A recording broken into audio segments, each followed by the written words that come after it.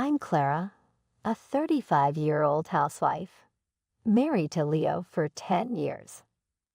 He works for a trading company, and we have a daughter in elementary school. With Leo traveling a lot for work, it was challenging when our daughter was younger.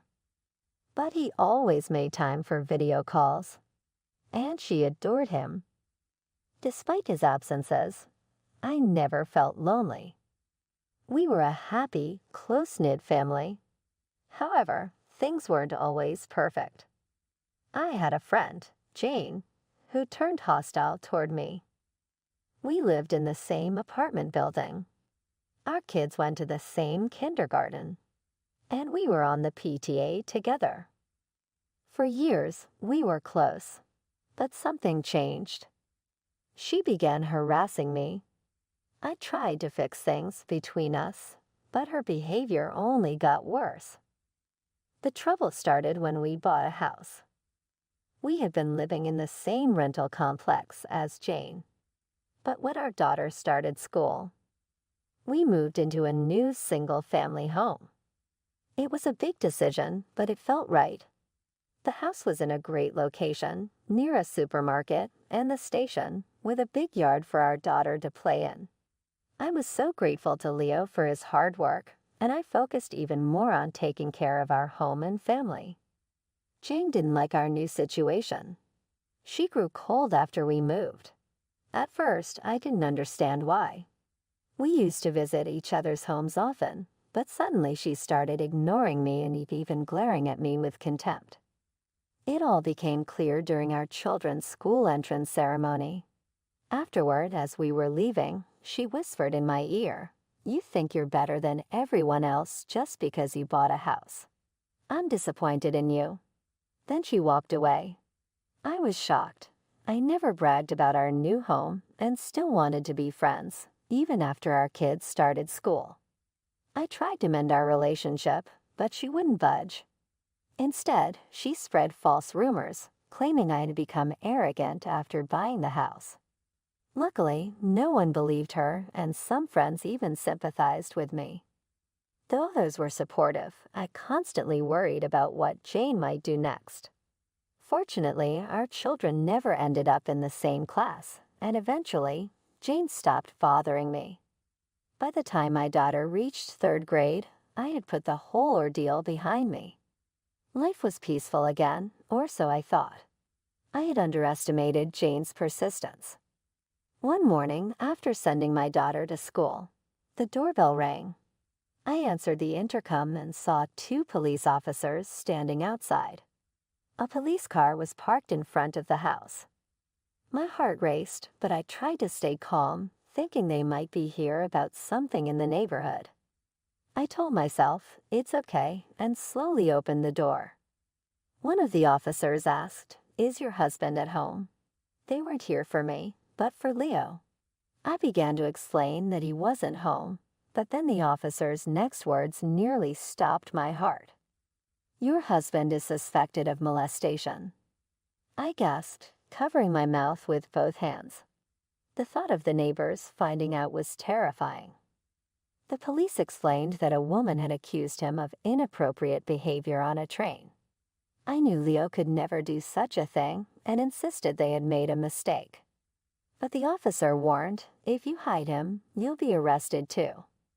I was stunned, knowing Leo was innocent, when Jane suddenly appeared behind the officers, smirking. At first, I thought she was just being nosy, but she wasn't. Ignoring the officers, she barged into my house and said, "If you don't want him arrested, I might consider settling for some compensation money." Jane was the one who reported my husband. The officers seemed uneasy with her talk of a settlement, but she continued, "I was really scared," and began describing the incident with a pained expression. She claimed she was on a train when someone suddenly touched her.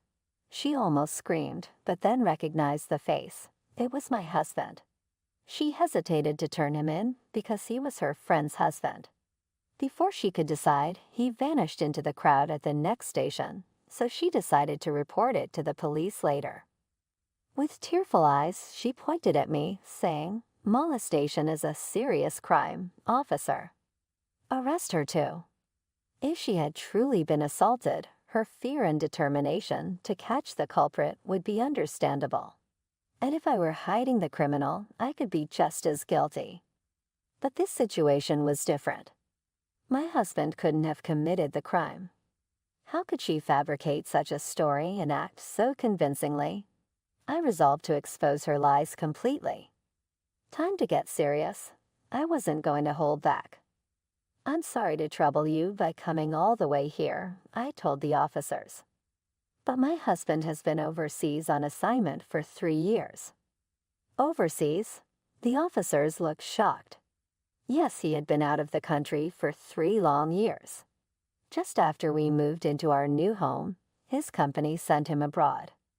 When he first told me, I felt like my world was falling apart. It's not unusual to hear about people being transferred right after buying a house, but his assignment was overseas. And it wasn't to a place we could easily visit. This time, it was a long-term assignment, not just a brief business trip. Although I was used to his frequent travels, I was deeply disappointed because our dream home was just completed. But we couldn't refuse the company's orders. I considered moving overseas with him, but our daughter had just started school and made close friends in the neighborhood. She wanted to stay and go to school with her friends, so I decided to stay here with her. So, as soon as we moved into our new house, it was just the 2 of us. At first, living alone in a big house was unsettling, but we stayed in touch with video calls almost every day. The spacious new home allowed me to enjoy my gardening hobby, so I wasn't as lonely as I expected. That's why my husband has never lived in our new home. He's been overseas for 3 years. There's no way he could have committed any crime on a domestic train. When I explained this, the police officers looked confused and started to question everything. The one most taken aback was Jane. "That's a lie. It must be a lie that your husband is overseas. I saw him with my own eyes. The culprit is definitely your husband," she shouted, her face flushed with anger. I was furious that she still accused my husband of groping, but proving his innocence was my priority with the police involved. I kept my composure and said, "Should I call my husband right now?" I pulled out my phone from my apron pocket. I knew he might be busy, but it was nighttime where he was, right around the end of his workday. The police officers seemed uneasy, and she looked tense, but I dialed his number anyway, silently hoping he would pick up. Thankfully, he answered immediately. Seeing his face on the screen brought me a wave of relief. I quickly explained everything, the accusation, and how she claimed he had groped her on a train. He was puzzled at first, but as I told him more and he noticed the police, he quickly grasped the situation. Calmly, he addressed the officers. "As you can see, I'm not even in the country, so I couldn't have done this." He then turned the camera to show the view outside his window. The screen showed an exotic city under a dark sky, clearly somewhere abroad. There was no mistaking it. He added, "If you need proof, I can show you my passport. I've been overseas for 3 years." He retrieved his passport from a nearby bag, showing the stamped pages as evidence.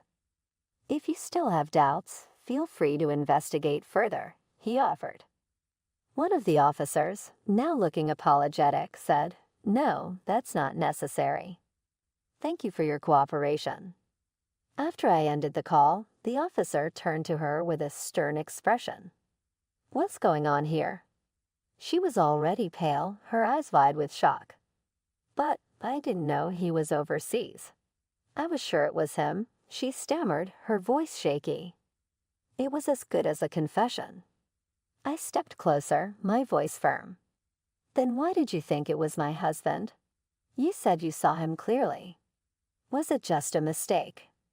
She snapped, her voice rising. "It's all your fault," she yelled, even as the officers watched in disbelief. "You bought that house and started acting like you were better than everyone.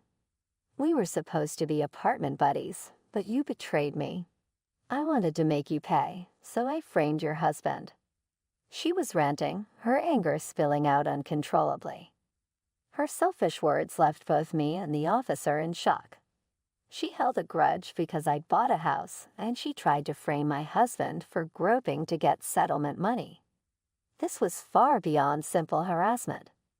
Thankfully, since he was abroad, we avoided a false accusation. But if he had been in the country and on that train, it could have been catastrophic. I've heard that once accused of groping, proving innocence is incredibly difficult. False accusations like this are unforgivable. Yet she didn't grasp the seriousness of her actions. Despite her rage, she suddenly switched to a casual tone and said, "Well, let's just call it a mistake. I only wanted to teach a cheeky woman a lesson." I was furious at her plight and lack of remorse. "We'll see who gets punished," I replied.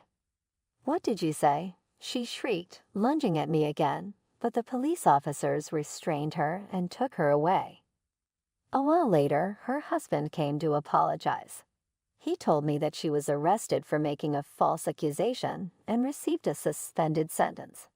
He had been worried about her bad-mouthing me, but never thought she would go so far as to falsely accuse my husband. He was deeply shaken. With tears in his eyes, he apologized over and over. He also informed me that he would be divorcing her. She had constantly nagged him to earn more and complained about their apartment. This incident was the final straw for him. Now she was completely alone, with no job history and a criminal record. She would struggle to make it in society, but that was the result of her own choices. I did worry about her child, but I later learned that the child was now living with the grandparents and happily attending school. That was a relief.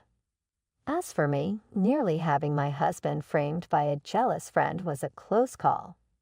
Recently, he told me he might return home soon. My daughter and I are eagerly awaiting his return, and we plan to continue living happily in our beloved home.